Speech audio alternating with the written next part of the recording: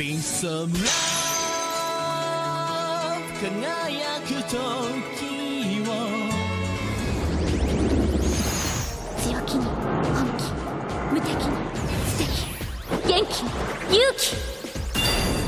这句台词大家应该不陌生吧？我真的爱这部作品，爱到连这个彩带跟变声器都收了一组。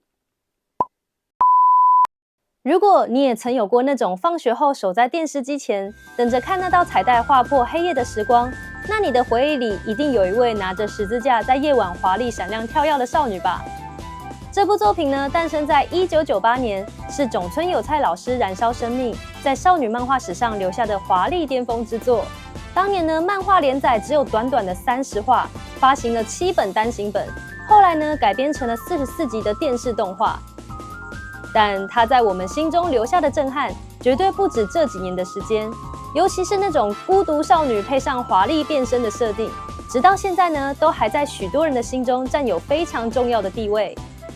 今天就带大家重新回到那个华丽的夜晚，聊聊神风怪盗贞德背后那些你可能不知道，甚至有点疯狂的制作故事。那就开始咯。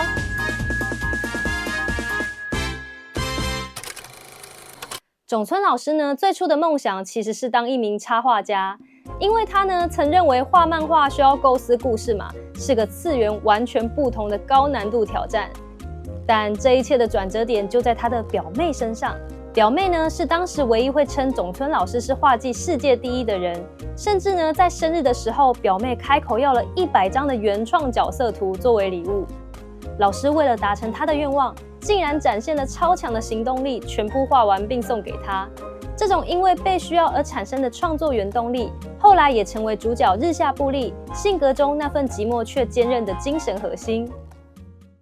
大家看《神风怪盗贞德》的时候，有没有发现人物呢线条看起来特别的锐利？在90年代末，主流少女漫画追求的是一种朦胧美，笔触呢偏向一种极细甚至故意断开的淡线。但种村老师呢，却坚持使用一个非常扎实、一笔到底的主线。这种高对比的实线画法，让角色呢，即便在华丽的背景中，依然立体感十足。这也是为什么贞德的战斗场面可以拥有独特的速度感跟视觉效果，看起来很动感的原因了。种村老师曾经透露过，《风之谷》跟《海底2万里》是对他启蒙最深，让他彻底爱上动画的神作。既然老师的创作启蒙是来自于这2部作品，顺着这个脉络呢，回头看，其实我们不难在小丽的身上看见那些经典女主角的影子。她那种即便被世界误解，也要独自守护一切的孤高勇气，是不是很有纳乌西卡的坚毅呢？而她背负了神秘身世与悲剧色彩的设定，又带着一点纳丁亚的色彩。这些女孩从来都不是等待被拯救的女子。小丽呢，就像是承接了这份强大又美丽的灵魂，才成为我们心中那既哀伤又坚定无比的寂寞战士。在我们正式揭开这张神秘的预告状之前呢，这部由老师燃烧青春所画出来的作品，究竟隐藏着什么样的秘密与冒险呢？高中生日下部立看似只是个普通的新体操队员，实则呢是背负着沉重的宿命。她是圣女贞德的转世，在准天使飞鹰的引导下，她必须在夜晚化身成怪盗，回收附身在美术品上的恶魔。但她的任务并不顺遂哦。另一位神秘怪盗辛巴达突然现身，不但多次干扰呢，甚至当众对她宣战：“我要你不要再当怪盗了。”小丽的生活呢，从此天翻地覆。她一边呢要躲避好友东大四都的追捕，一边又在校园里遇见了转学生名古屋智空，也就是辛巴达的真实身份。2个人呢也是校园里的暧昧对象，又是深夜里针锋相对的宿敌。辛巴达呢对贞德那充满侵略性的爱，让小丽呢在使命跟情感间痛苦的挣扎。这场怪盗对决，争夺的从来就不是宝物，而是谁先能看穿那掩盖在面具背后的脆弱无助。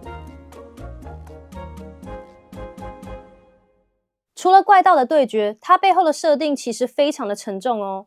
老师很大胆的借鉴了历史人物圣女贞德，在历史上呢，她是法国的民族英雄，在百年战争中提到她获得神谕，带领法军呢冲锋陷阵，最后却被指控为魔女。年仅19岁呢就被处以火刑。而漫画里的小丽就是这位悲剧圣女的转世，甚至呢连反派诺伊原型也是历史上真实存在的贵族吉尔德雷。在现实中呢，他是贞德最忠诚的战友，但在贞德死后，他因为绝望而崩溃。种村老师呢，将他塑造成一位跨越数百年，只为寻找贞德的悲剧英雄。这让两个人的对立呢，不只是正邪哦，更演变成了一场跨越时空的遗憾跟纠结。但最让我惊艳的是故事最后揭晓的核心，原来这一切看似激烈的对抗，讲的全都是孤独。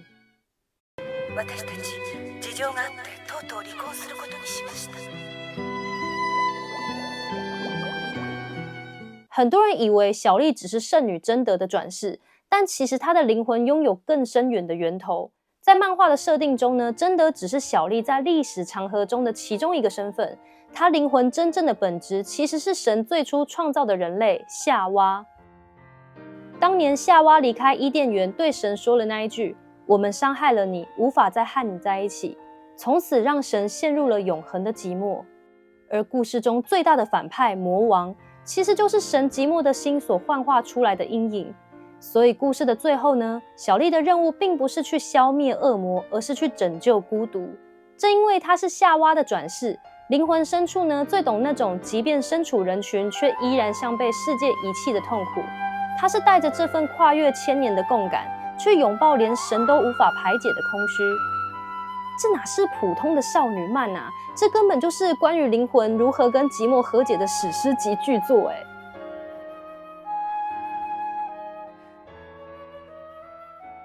而这份寂寞呢，并不仅仅存在于华丽梦幻的作品里。当这份沉重的宿命压在一个16岁的少女肩膀上时，那种全世界只剩下自己，灵魂深处被掏空的孤独感，真的让人好心疼。日下部莉呢，在外人的眼里是元气美少女嘛，内心其实有个大黑洞。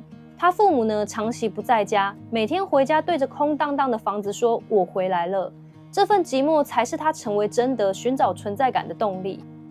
其实小丽的封印从来就不是画，而是那些附着在人心弱点上的恶魔。这像极了我们在现实生活中遇到的各种压力跟无助。当一个人呢，必须要独自面对世界，却缺乏精神上的支持时，那种感觉就像是掉进一个看不见底的深渊。寂寞的本身就会变成吞噬灵魂的恶魔，而恶魔最喜欢的就是在这种孤独、没有人拉你一把的时刻趁虚而入。男主角智空呢，虽然一开始看起来像个玩咖，但其实呢，他是第一个看穿小丽寂寞的人。他说的那句“君に怪盗をやめさせたいんだ”，其实呢，是不忍心看小丽再独自背负这种沉重的宿命。真的，那种有人拉你一把的感觉太重要了。因为有时候呢，我们想要守护的东西，真的会莫名其妙的在我们的生命中消失。就像接下来这场跨越10年的悲剧。我的回忆竟然全部发霉氧化了，不能接受，不能接受，现在好难穿。搬家一封就是10年，资本收藏是不可逆的啊！我的爱，我的心肝啊！不！还好，我发现了让回忆永恒不灭的方法，就是 BookWalk。这种线条华丽的作品，就是要看日本正版授权的高画质电子版，放大看网点也超精致，重点是永远不发霉。4月2号到4月22号，怀旧经典漫画轻小说展79折起耶！我也说要为神风怪盗贞德、孩子们的游戏跟娜娜写了短评哦，马上帮大家划重点。注册新会员送79折优惠券，首购新会员还可以再领100点购书金哦。记得点连结领我的专属100元优惠券，满999直接折抵。详细请至资讯栏与留言处到活动页查看。趁着4月书展，用正版授权的电子书把青春重新收进书架吧！耶！很多人的回忆呢停在动画版，但当年因为制作进度的关系，动画呢在44集就仓促完结了，导致很多的核心设定呢都没能拍出来。我自己觉得最可惜的就是飞鹰的故事。在动画里呢，他只是单纯被魔王洗脑，但在漫画中，飞鹰的黑化是因为他在人间被人类深深的背叛跟伤害。在极度绝望下，为了生存才选择堕落成为堕天使，这让他的背叛呢多了一层悲剧的色彩，也让人更心疼他的挣扎。而漫画的结局呢，绝对是少女漫画史上最温暖、最圆满的设计之一。小丽的双亲呢，终于摆脱恶魔的控制，一家三口呢正式重逢团圆。最感人的是，小丽与智空在跨越所有宿命与障碍后步入礼堂，而飞鹰呢，最后转世成了他们的女儿愉悦，亚萨斯则转世成大和跟小都的孩子。当初那些破碎的灵魂，最后都以另一种方式重新回到彼此身边。这种跨越时空的救赎，也是构筑这部作品灵魂的重要碎片之一吧。虽然呢，这部作品是少女漫画，但它教给我们的其实不只有爱情而已哦。小时候看小丽，只觉得她很漂亮啊，很强大。但现在我们回头看，我才发现她的坚强其实是一种武装。因为父母呢长期不在身边嘛，她被迫变得完美。无论是在体操部当王牌，还是成为怪盗贞德，有时候我甚至会想，小丽这么拼命，到底是为了拯救世界，还是想要透过表现完美来换取一点不被遗弃的安全感呢？仿佛只要无懈可击，那种被抛弃的恐惧就不会吞噬自己。但在怪盗身份的底下，那份孤独从未消失。看着他每天在空屋里面等待，却一次次的失望，真的会让人很鼻酸。所以现在重温这部作品，我反而希望小丽能先拥抱自己。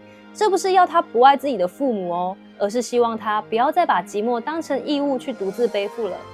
这部作品真正的救赎呢，并不单纯是因为辛巴达的出现，而是小丽终于发现，原来我们每个人都有脆弱的权利。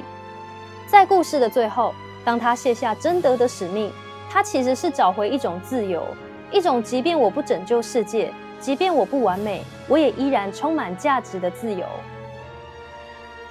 而在漫画结局，其中一句话却升华成了小丽最温柔的自白。她看着远方，对自己说：如果神的呼吸被称为神风的话，我想成为那阵风。她终于不必再替谁背负使命，现在的眼泪和笑容都只属于自己。今天的分享就到这边咯。如果你小时候也曾守在电视机前看过贞德，或是今天听完故事后对哪个角色特别有共鸣，都欢迎在留言区跟我分享你的感动。当然，也别忘了把握4月的 BookWalk 优惠，用正版把我们的青春回忆收藏起来吧。我们下次见，拜。盗まれたこのハートの時